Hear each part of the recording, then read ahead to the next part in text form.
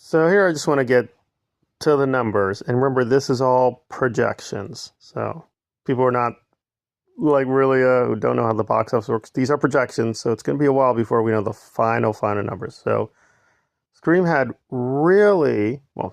had really powerful, right? Can't deny it. Its opening day was pretty strong. So now the projections are as much as 30 million for Friday and 60 million for the weekend. Again, those are projections. Projections are what they are. My own guesstimate would be that it's going to at least reach 35 million, which seems now pretty rock solid. But now the real question will be, can it maintain this very strong lead? Well, if we have the cinema score to go with, probably not. So now it's at a B minus, which is the lowest of any Scream film. The way the cinema score usually works, and it's just take for granted, you want to get an A score. Not because the grading system is a little weird for that. The basic gist is that the higher the score, the more you're likely to recommend, right, X, Y, Z. So a good portion of the audience is not recommending it.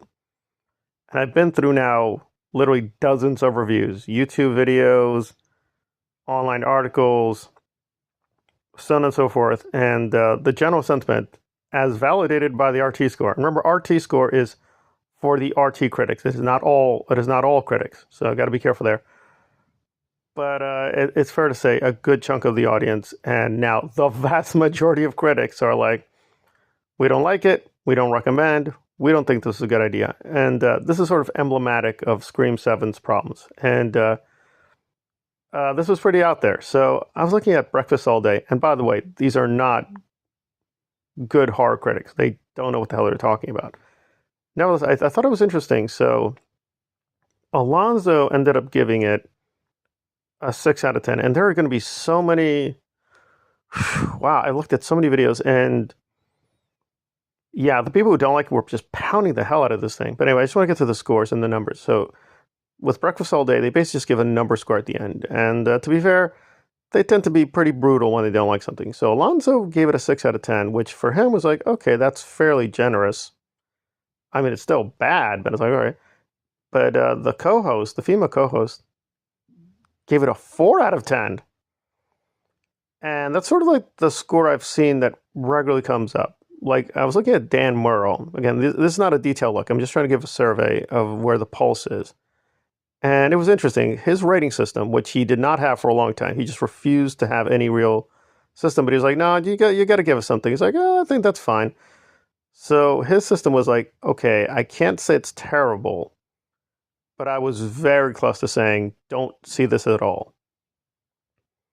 So there we are.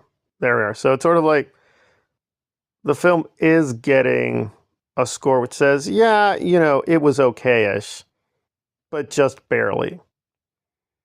That's definitely not where you want to be. And John Campea, and by the way, I'm actually going to defend Scream a little bit, because John Campea did this huge ranty video going through the various flaws. It's all spoilers, so I can't talk about it too much. And I would forewarn, don't see that video, because he will not hold back. He will get very early into spoilers, but he definitely shows he's not a Scream fan, but so be it. But the fact is that even otherwise, whatever you want to call them, mainstream people are like, yeah, don't see this. Does not bode well. Right. So usually you want two things. You want to make money in theaters, and you want to be able to sell this thing to streaming services. So obviously, the more attractive this is, the more money you make. Now, with Paramount, it's going to be a little weird because they have Scream, right? So this is likely going to go to the Paramount streaming service. And we have to be honest. So people who would not pay for the theatrical would pay Paramount, right? To see it on their service. But if this thing has a very low recommendation, and also, like, Scream 7 has like a lot of problems. Just looking at the numbers and the profitability, because if you did see Scream 1 to 6, and I have, good or bad, because again, they were still teasing something with Scream 6. However, good or bad, 1 to 6 can tell a full story. Like, right, this is an additional chapter. So just to be fair to both sides, you have to describe, like, what exactly is this thing? Well, I guess because, Sydney was not a major part of Scream 5, at least in my mind. So this is really a sequel to Scream 4. And by the way, this is now becoming very normal. And I'll give Scream this again, because I did not like this very much. However, this is becoming more and more normal that studios will give an additional sequel even decades after X, right? So for instance, Brave New World with the MCU is basically a sequel to The Incredible Hulk that was released decades ago. But that did not really work. It did not make that much money. Only a part of the audience cared. So a lot of the fandom does love Scream 4. However, doing a sequel so much after that is probably going to really limit the audience. So on the one hand, Neve Campbell clearly does seem to have a die-hard audience. So there you go. So they have something to work with. But once we get beyond that, a lot of Scream fans are going to be like, well, we already have 6 chapters, like 6 movies.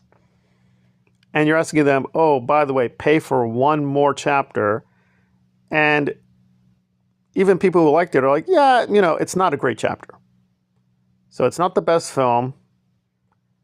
And more or less, yeah, technically the story's done with chapters 1 to 6. But hey, if you want more Sydney, here you go.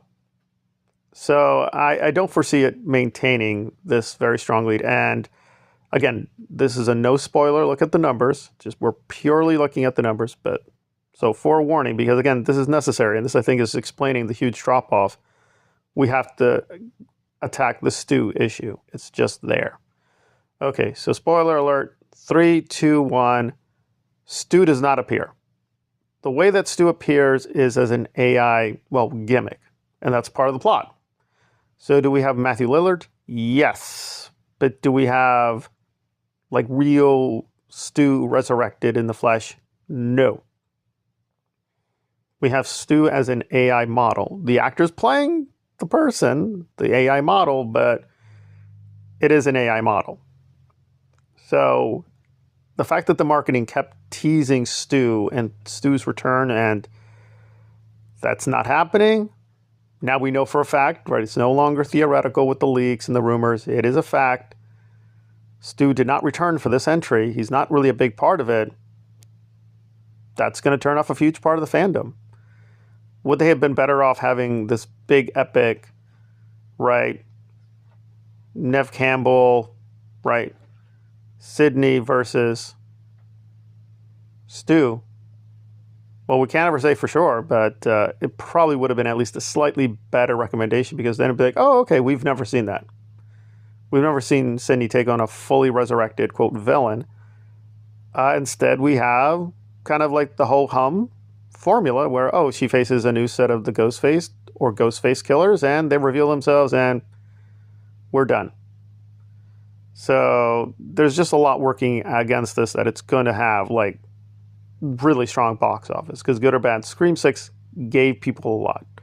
New cast, new location, the potential of the new Ghostface, which again, let's be blunt, was to me very disappointing, but you had a potential of 10 to 20 new characters who could have been the Ghostface, and they ended up going in a weird way. But Scream 6 was the complete opposite. They were just jam-packing how many different actors they had. And let's be honest, unless you were really good with the leaks, you didn't really know. So if you kept away from the leaks, you'd be like, I have not a clue. We have 12 potential choices and more. And there you go. With this one, you're going to guesswork really quickly. Because we have 12 major characters total, not 12 potential Ghostface, 12 major characters total. So it can only be really 4 of these characters, and you'll probably guesswork. So there's just things here that are going to limit the box office and going to limit its attractiveness to the Scream fandom overall. And then we're just getting into the politics, the divisiveness. But the numbers early on are strong. But these other things, the really low critic scores, so on and so forth, are really, they're going to drag it down. That said, just finish off, and I will do a separate video on this. Audience scores are much stronger. So the RT audience score is much, much stronger than the critic score. But even there, I mean, the other Scream films that are really loved get like 85 or more %. And this one is, struggling. It's struggling to get there. And there we are.